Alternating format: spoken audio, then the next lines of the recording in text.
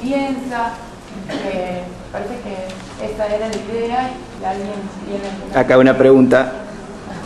Sí. Mira, vos me estás escrachando todo, ¿eh? Sí, sí. Después no lo vas a mandar a cualquier lado, ¿eh? Yo estoy hablando con ellos. Estoy esperando cualquier cosa. Sí. No, mira, o sea, en los 90 supuestamente no, se dudaba de la política, no se opinaba sobre eso. Después, en esta década, supuestamente se está politizando los medios, a partir de 678, por ejemplo. El tema, por ejemplo, que en este momento yo lo que noto es que hay como dos extremidades, por un lado el oficialismo, por otro lado la oposición, y no veo que haya un árbitro, un intermediario, que dé consenso entre ellos. Yo una vez le hice una entrevista a Pablo Sirven, que vino acá. Tiene buena onda, o sea, no se parece... No, pero... Sí, o sea, no se parece a un periodista rancio oxidado del diario La Nación. No, es piola, piola. Y él le comentaba sobre eso, y yo le preguntaba, entonces, en lugar de una politización, ¿no estaríamos hablando de una especie de bombardeo de desinformación? Y él decía que sí, hay algo de eso, porque, digamos, cada bando está regido bajo sus propios intereses, sus propias opiniones. No, más bien sus opiniones, sus ideologías, digamos. Sí. A ver, a mí lo que me parece de eso, que es una pregunta, bueno, que es para pensar. Yo no sé si tengo la respuesta a esa pregunta. Lo que sí podría decir es que en los 90 también había política, era la no política, pero era la instalación de ideas, ¿no?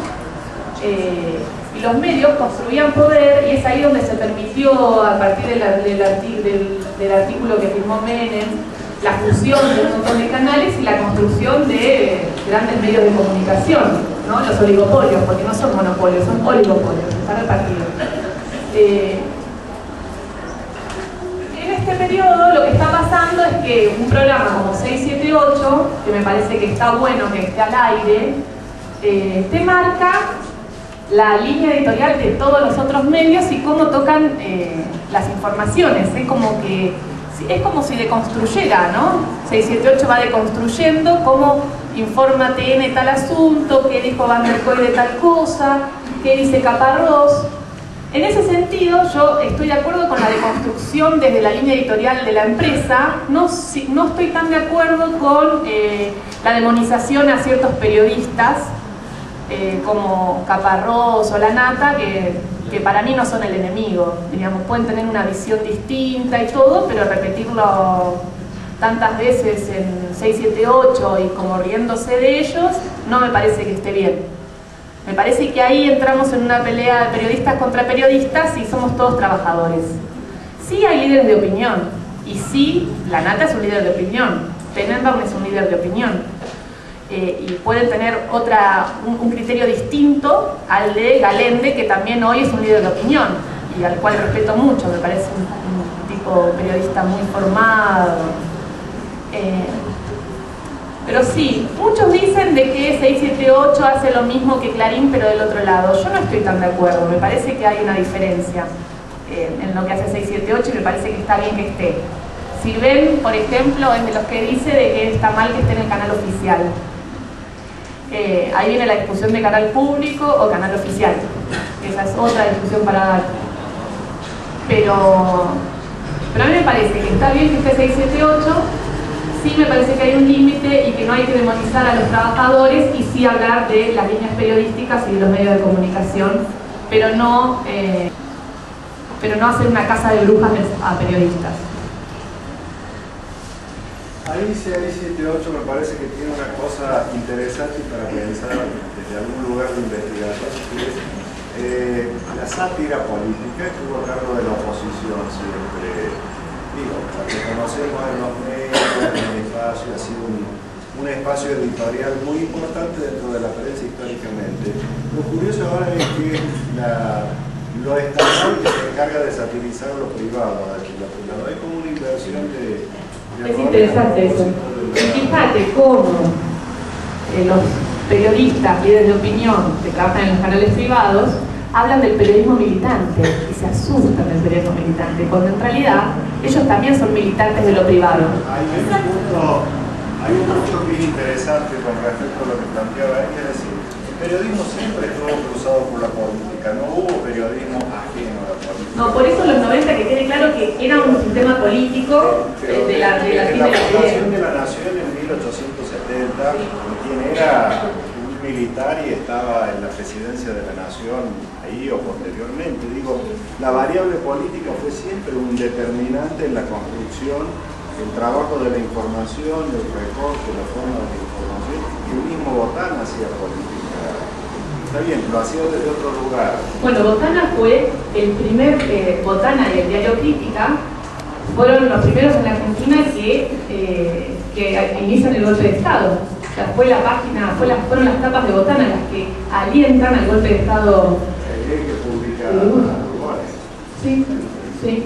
En el 30, el primer golpe de Estado, tiene detrás un gran medio de comunicación apoyándolo, que era un medio que crecía y crecía porque se estaba como empezando a ver esta clase media que venía del ideologismo, del radicalismo, y fue un diario también que construía poder, Botana construía poder.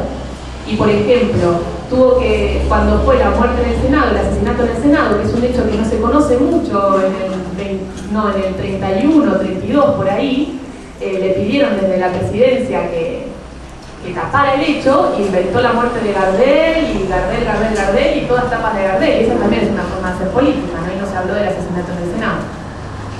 Sí.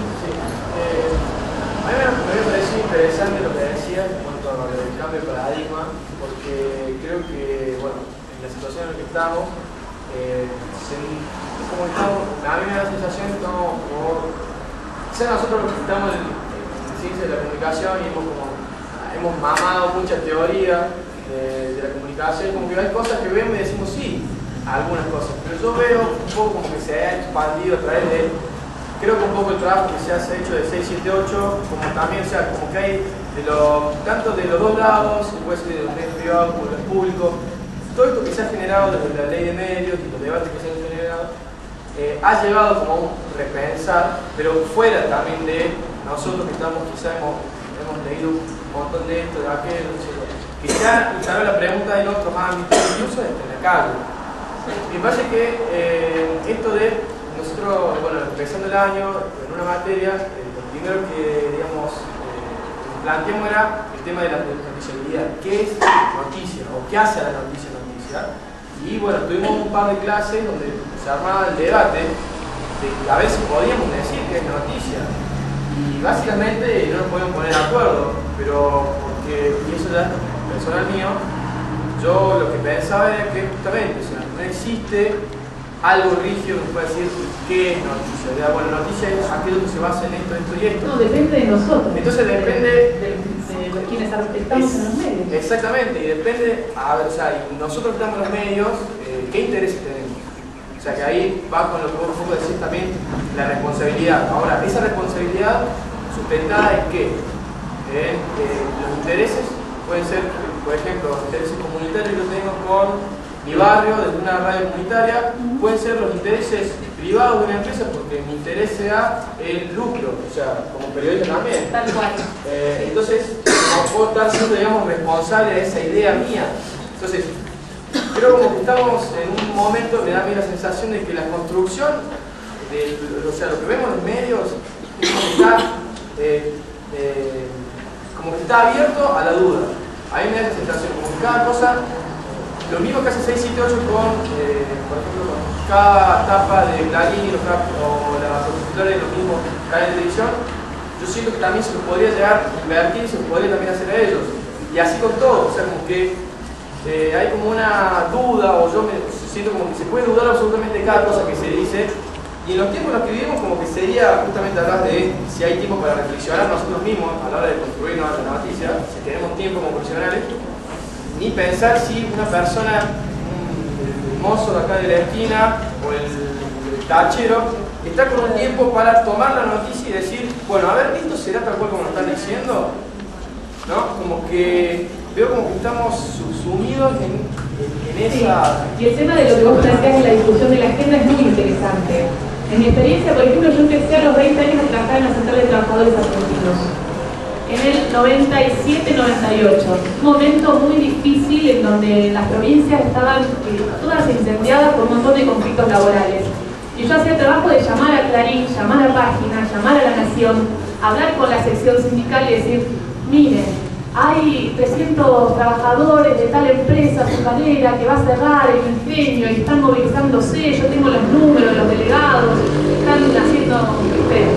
Ahí empezaban los piquetes. Todavía no era tanto piquete, sino mucha movilización, y ya comenzaban los piquetes y ya estaba Delía en el 98 también iniciando algunos piquetes en La Matanza, que yo también llamaba y decía, mire, está tal piquete. Y era increíble, bueno, y ahí veías la línea editorial, ¿no? Que Página 12 le daba lugar a lo sindical, porque tenía una concepción distinta del trabajo, ¿no? Pero Clarín, cuando nos sacaba Confederación de Trabajadores Argentinos, ni siquiera el nombre bien. Ahora, cuando fue el 2002, hicimos un paro, un 1 de mayo, que fue un paro muy importante dentro de la central sindical, y había una interna política entre Duhalde y había una disputa en el PJ y todo, Clarín nos sacó en tapa y la CTA empezó a existir. Y a partir de ahí, después, dónde está de llenar o qué va a pasar con la central, digo, pero fue muy difícil desde el lugar de prensa institucional en el que yo estaba, poder hablar de todo lo que estaba pasando en el país a nivel sindical y no había lugar.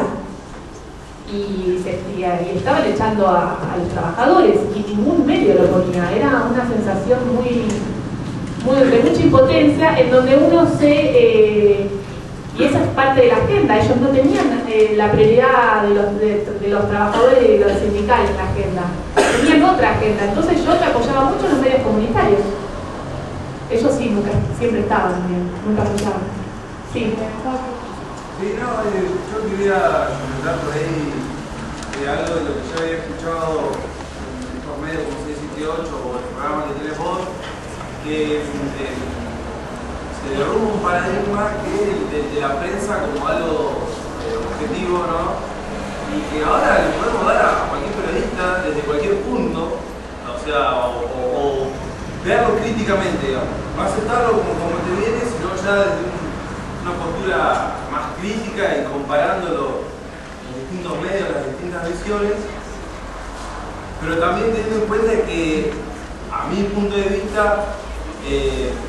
hay que asumir una posición.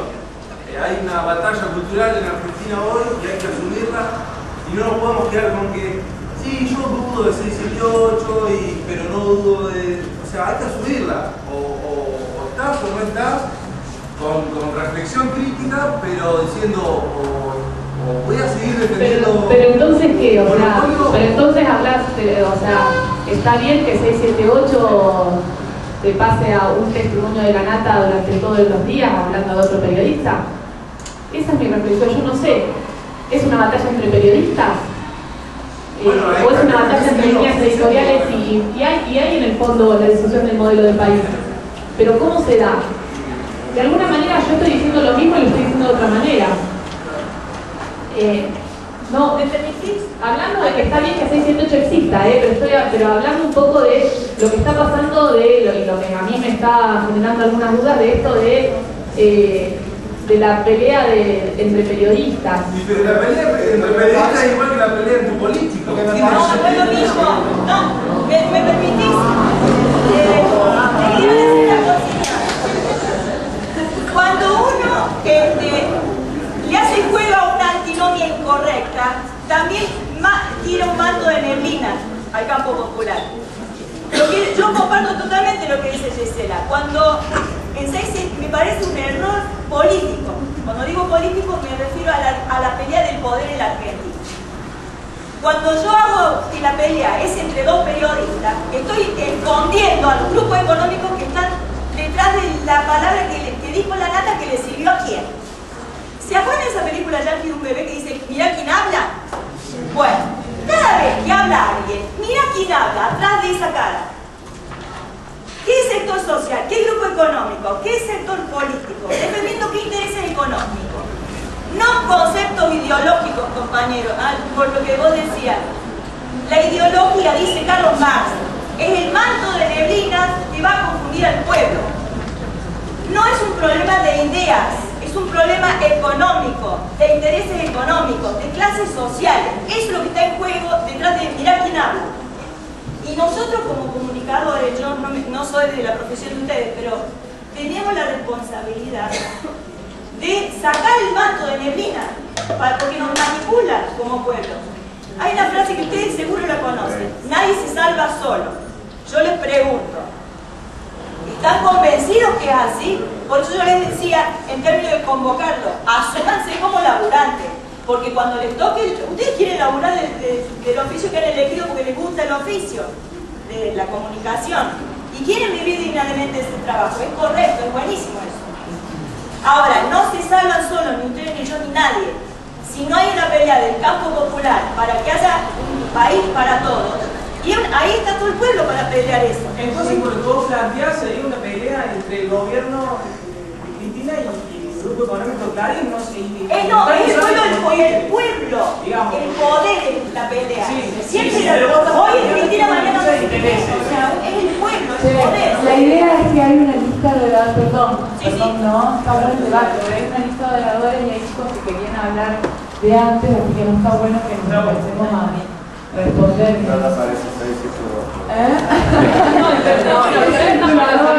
Le demos la palabra a los compañeros que están levantando la mano, se nos bola, eso quiero decir nada más. A mí me parece, a diferencia de lo que decís vos, que todo interés económico tiene que ver con una concepción político-ideológica del mundo en el que vivimos en la sociedad. Me parece que en esto que decías vos, de la agenda que fijan los medios, hay una concepción de un modelo de sociedad. ¿Por qué América Trimestre todo el día la saliera bancaria en la que le pegaron un tiro a una mujer y murió el bebé, y ahora la mujer se pone como heroína de una sociedad, transformándola en héroe? Eso tiene que ver con la defensa de un modelo de sociedad muy capitalista, de respeto por la propiedad privada, de preservación de la propiedad privada y todo. ¿Por qué se elige mostrar eso y no otras cosas? Y en ese debate también el cambio de paradigmas tiene que ver con que ahora hay un poco más de transparencia, o sea, una visión más clara de que hay distintos modelos de concebir la sociedad. Yo creo que el 90 era como una única forma de pensamiento único, sí. Y eso es la ley de medios, o eso es lo que debería ser, el pluralismo, de que a partir de hoy ves las tapas de Clarín, de Tiempo Argentino, y dicen, hablan de la misma noticia, esos titulares totalmente opuestos. Eso es sano. Hoy se puede decir un poco más abiertamente, critican las tomas de los colegios porque dicen que están involucradas con movimientos venezolanos chavistas. Entonces, eso sí. Pero fíjate que en los 90, quizás con el modelo pasado, digamos, eso sería prioritario, o sea, sería prioridad y todo el mundo estaría hablando de eso. Y hoy son un montón los colegas y un montón los programas los que defendían a los pibes, los que empezaron a hablar de qué buena la participación de los pibes. O sea que hoy ya debatís, o sea, hay un debate entre periodistas, a eso iba. Está bueno el debate entre periodistas, ¿no? Y las líneas editoriales. Y partiendo de la base de que hay determinados periodistas, no todos llegamos a hacer líderes de opinión, pero sí determinados periodistas que son reconocidos.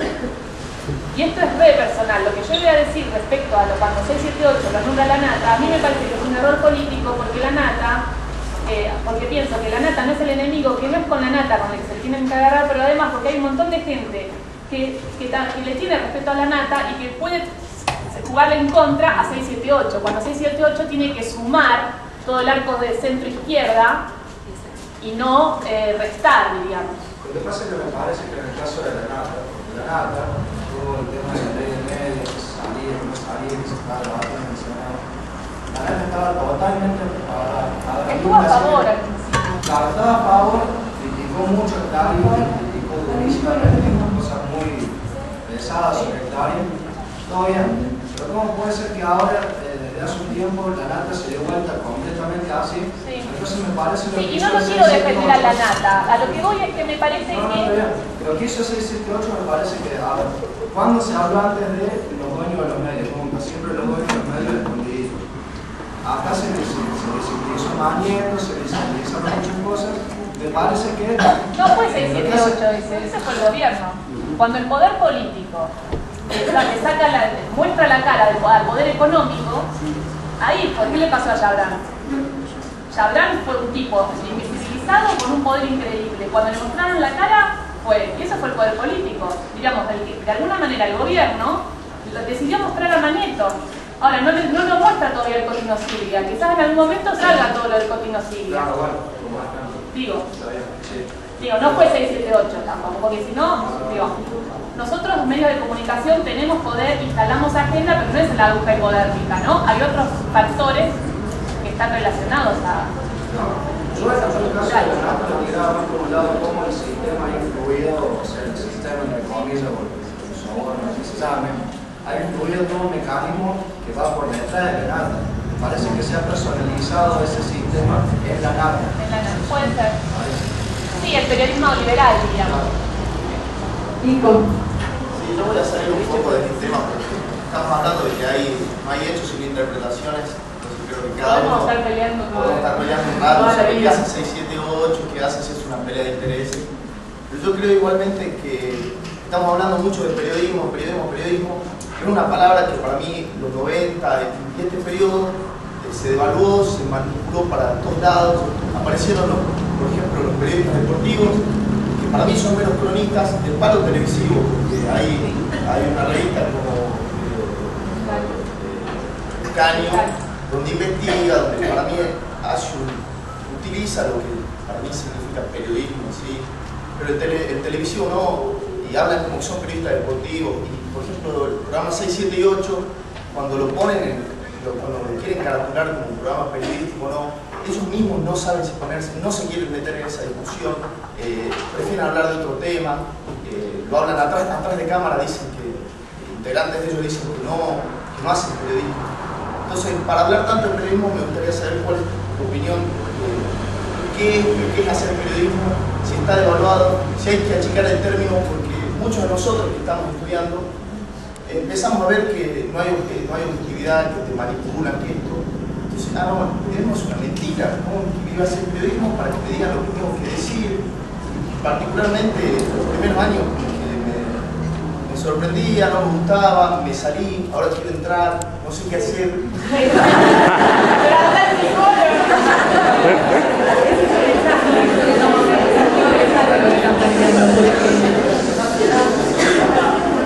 Porque de alguna manera, yo haciendo el programa en el medio, de alguna manera tenía discusiones al punto de yo decir, bueno, pero yo creo en lo que hago, eso no es mentira, yo cuento historias, y son verdad, ¿no? Digo, porque estamos en un momento de tal debate, ¿no? Y esto, ¿no? Del periodismo también militante, en el sentido, no en el sentido denostado de que dicen ellos, pero sino en el sentido de que sí, siempre hubo un periodismo con otra agenda, el periodismo más militante, mucho más comprometido, que también hoy tiene lugar, ¿no? Pero a ver, ¿qué es el periodismo? Por ejemplo, para mí, el programa, y ahora volvemos, con Galíndez van a hacer una avanzada ustedes, porque yo iba a volver a... Por ejemplo, 678 a mí me parece un programa de análisis de los medios y del uso de la construcción de sentido, digamos, ¿no? Pero no va a contar una noticia nueva o una investigación o algo, sino que recoge lo que dicen otros medios. También es periodismo. Periodismo especializado en análisis. Sí, el periodismo especializado en el discurso, análisis del discurso. Pero el hecho del periodismo, ¿qué sería? Hacer una crítica sobre algo, eso es hacer periodismo. Esa es una parte del periodismo, claro, es como que dentro del periodismo, bueno, primero está la comunicación, y dentro de la comunicación está el periodismo, que es lo que hacemos, lo que hago yo al menos, pero yo por ejemplo antes hacía prensa institucional, que yo también era periodista, pero estaba desde la Central de Trabajadores Argentinos representando a la central y dando toda la información. Dentro de la comunicación también está el marketing, la publicidad, ¿no? Todo. Bueno, dentro del periodismo está también es verdad que no es lo mismo un periodista de televisión que está enfrente de un noticiero y no sale a la calle, o una periodista que siempre sale a la calle, o un periodista de gráfica. Y también están los críticos, periodistas que se especializan en el crítico, en las críticas. Y sí, hoy el periodismo es un cambalache, pero está buenísimo. Y hay mucha pasión y hay mucha discusión, y yo creo que estamos en un momento donde vamos hacia algún lugar. y que estamos en el camino. Lo que pasa es que lo que yo diría es que sí está bien de que nos peguen unos cachetazos y que nos pongan de nuevo en órbita, ¿no? Para todos, porque yo creo que un año atrás cualquier movilero quizás decía cualquier cosa y hoy se está cuidando porque sabe que puede salir en otro lugar y hay más responsabilidad. A esa es la responsabilidad a la que me refiero. Y al hecho, por ejemplo, de que si vas a un lugar y estás de acuerdo con tal campana, también cuentes la otra, ¿no? Eso me parece importante. No sé si leyeron la entrevista de Lula en página 12 que hizo Granollers este domingo, pero estaba increíble cuando hablaba de que, por ejemplo, Lula no se sentó a comer con ningún director de medio de comunicación. Pero lo que a mí más me gustó fue la parte cuando hablaba del canal público, que hacía una autocrítica porque ellos no tienen ley de medios todavía y ellos tienen una concentración, los 4 grupos mediáticos más grandes concentran el 83%. Nosotros tenemos el 80% concentrado, ellos tienen el 83% concentrado de la información. 4 grupos manejan la agenda de Brasil. Y hablaba en un momento de que ellos ahora se iban a dar la política de hacer el canal público. Y hablaba del canal público también, porque hablaba de un canal público que no fuera, no habla de la propaganda, pero voy a esto de nuevo, un poco de lo que hablábamos, esto de tomar partido. Y son todas ideas que estoy tirando para que charlen. O sea, cuando uno habla de tomar partido, puede terminar siendo mucha propaganda, digamos. Ese es el límite, que no sea propaganda, que sea periodismo. Es decir, que aunque vos estés de acuerdo con tal organización y estés acompañando su lucha y todo, si hay un fallo en contra o si hay una lista que no te está cerrando ni nada, la cuentes. Y ahí se separa el militante, la propaganda del periodismo, porque estás haciendo periodismo. Y un poco lo que decía Lula era esto, ¿no? De que él quería un canal público creíble y por eso quería que estén todos los sectores representados y que haya una verdadera pluralidad. Él no quería que sea propaganda de los actos de gobierno un canal público. Y no podía hacer eso. Que si era eso estábamos equivocados. Me pareció muy sabio y muy bueno para que lo leyera también este gobierno, con el cual yo estoy de acuerdo en un montón de cosas. Y la ley de medios también, yo estoy muy de acuerdo, pero la ley de medios no es una ley de este gobierno, es una ley de las organizaciones sociales que vienen peleándola desde el 83, con 70 proyectos más o menos presentados a lo largo de todos estos años. Entonces, dentro de la coyuntura hay un gobierno nacional popular que presenta este proyecto. Pero no es un proyecto del gobierno, sino de un montón de personas que vienen peleándola y desde hace mucho tiempo.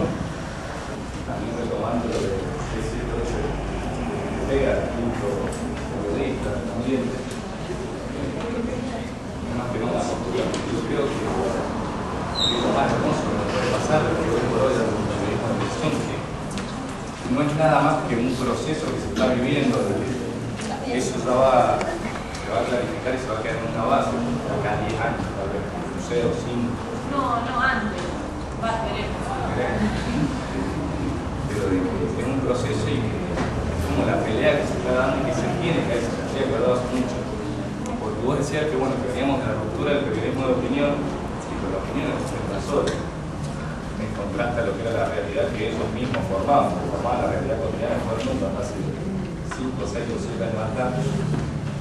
Y de que por ahí está bueno de que se haga esta pelea.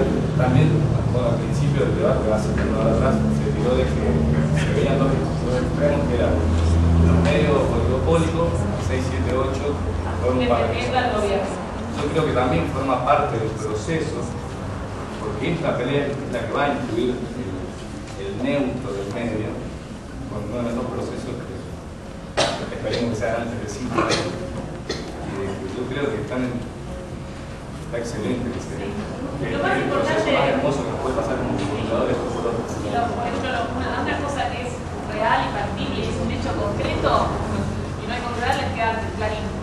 Hacía 3 capas contra un funcionario y el funcionario no estaba más. Había tal presión que había que bajarlo. Hoy, Clarín ya no marca la agenda, ya hay otra agenda. Y eso es algo, que haya pluralidad, ya es un logro.